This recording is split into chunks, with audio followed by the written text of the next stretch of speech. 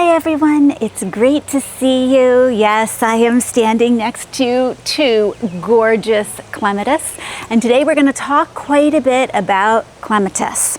So these two varieties have been here. This is their fourth season, and last year, I would say the third season, is the first time that I was like, oh, they're finally looking amazing. I love them. So this beautiful purple here is Vancouver Sea Breeze, and the pink, which is fading, I'll try to drop in a picture of it at its brightest, it's a peachy pink color, is called Little Mermaid.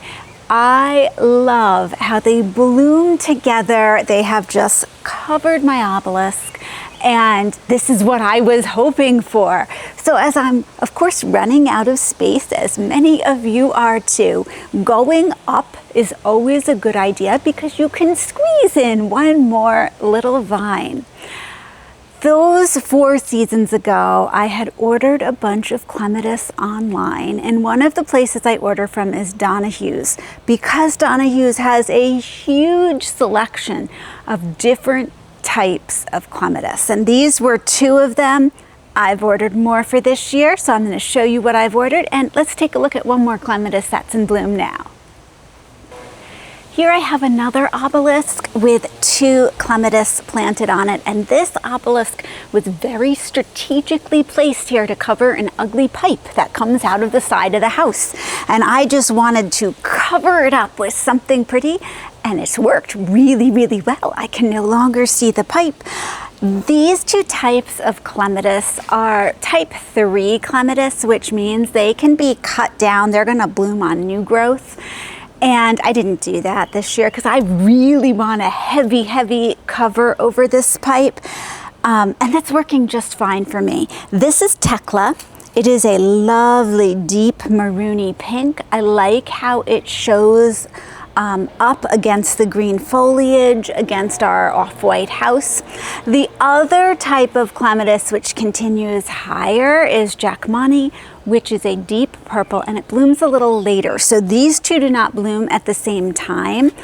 Ideally, I'd have them bloom at the same time, but I am not a good enough planner for that. So whenever they bloom, I am very, very happy. Typically, your clematis like quite a bit of sun, and this is one of my shadier spots for a clematis. The same time that I planted the other 4 that you've just seen, I planted this clematis. Can't remember off the top of my head what kind it is. I have never seen it bloom yet. That will probably help me remember, but it is here and it is climbing up and it has a bud. So this year we will find out what it is. Clematis put out these little tiny grabby arms to grab onto thin poles. So if you have a fat trellis, your clematis will not be happy. They even like string, so you can tie something up like twine or monofilament. That would work well, or an obelisk like this that has a thin little support to it. But our clematis are coming. So this year I ordered 6 more clematis from Donahue's. Let me tell you about them. Last year I tried an experiment with some star jasmine, which a few of you have asked me about. So I planted 3 star jasmine, a climbing vine, at the base of these 2 trellis. I got a regular star jasmine, I got a Madison star jasmine, and a hardy star jasmine. And I knew that I was pushing the limits on a couple of those.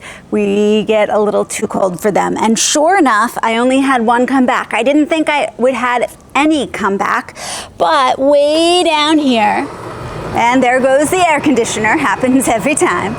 Way down here, we have the hardy star jasmine that came back. Now this hardy jasmine only gets a couple feet tall, so it's not going to cover the entire thing. I'm going to leave it here. I'm sure it will be just fine. I also planted some of my sweet peas and nasturtiums to climb here.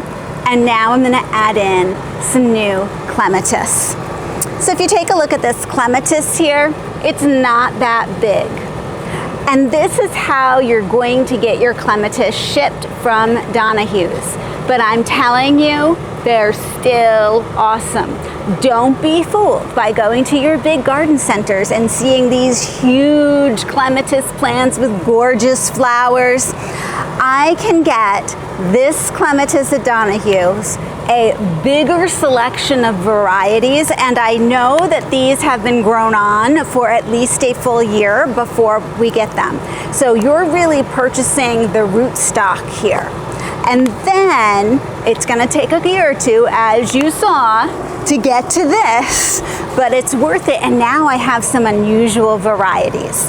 I'm going to place one at the bottom here, one at the bottom there, and I got a couple shade varieties. So let me tell you about what I got. So these are the 6 little clematis that I got. I got 2 silver moon clematis. Now, these have very large flowers, 7 to 8 inches across, which I love. And they're supposedly an unusual silver mauve color. And according to the little write-up on them, this can be a partial shade clematis. So I'm thinking I'm going to plant these near my climbing hydrangea so they can intertwine in the climbing hydrangea and we'll get this beautiful flower. It might take a few years to get there, but I think that this has some real possibilities for me. I also got a Contessa de Bouchard, which I have grown before at a past house, and they have sort of a rosy pink flower. They did very well for me in the past, so I just wanted to bring that here. I remember them very fondly. And similarly, I chose Ville de Lion, or Ville de Lion. It's a very pretty, sort of a deep purpley pink flower. Also one that I've grown before, had a lot of success with. So those 2 aren't as unique, but then I chose to get 2 of the bourbon clematis. Now, this one to me just looks fabulous. It is supposed to be a very striking, vibrant flower, a big flower at 5 to 6 inches, and it almost looks like it has a red outline with a purplish inside color. I'm very excited about this. It does get 5 to 8 feet tall, and I think that this is going to go on the trellis where I tried the star jasmine that didn't work for me. And then my final choice from them was a small summer love clematis, which I have tried once and it hasn't bloomed yet. It might be the one that I'm not sure what it is. Maybe it is going to live, but I'm going to give this a try. It has nice little tiny flowers that are a purplish color.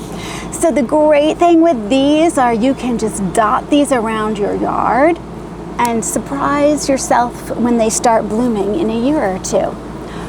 The other great thing about ordering from Donahue's is that you're paying about $15 for one of these clematis. If you are going to a nursery and you're getting one of those big clematis, you're probably paying about $60 for those. I would much rather go with one of these, and then if I have it in the wrong spot and it dies, I don't feel quite as bad. Speaking of a nice little surprise with a clematis, this is the President, which is a big 6 to 7 inch clematis in this deep purple that I have in the front on a little arbor here. And it's been here, I want to say, for 4 years also. Every year until last year, I did not realize that the rabbits were chewing the base of this and it would be cut all the way back down. So you're going to notice that for all the clematis you've seen, and maybe you couldn't see it because the vines cover it so much, they do have wire around the base of them so that the rabbits can't get in and nibble the stems. They do that often in the winter here. And then you come out and they have to start from the base again.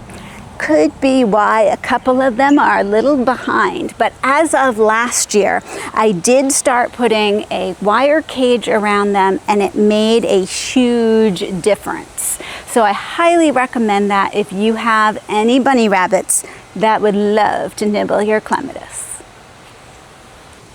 Now, if you want your clematis to grow really well, how you plant it is really important, and I want to show you that. So I'm going to take this clematis out of the pot. Ooh, it has a nice root base. I don't even know if I can get it out of the pot. Give me a second. Okay, here we go. I have it out. You can tell it has good roots. Clematis are like tomato plants. You plant them very deep. So I'm gonna come here and I'm gonna pick off the bottom leaves. And I know it's painful, but don't worry. We want this clematis to root in really well. So I'm just not worrying about it. I'm gonna pick off any leaves about 4 or 5 inches up. Okay, don't do what I just did. I totally took the top off of that, but that's okay. Even if you do that, it'll still be fine. Here we go. It has enough. You need to leave a few leaves there. There we go. Now, I'm going to dig a hole and bury all the way up to here, because now it's going to grow roots out the side. And if something happens to your clematis, if a bunny does come and nibble it down, if it gets clematis wilt and it dies back, it's going to have a great base root here.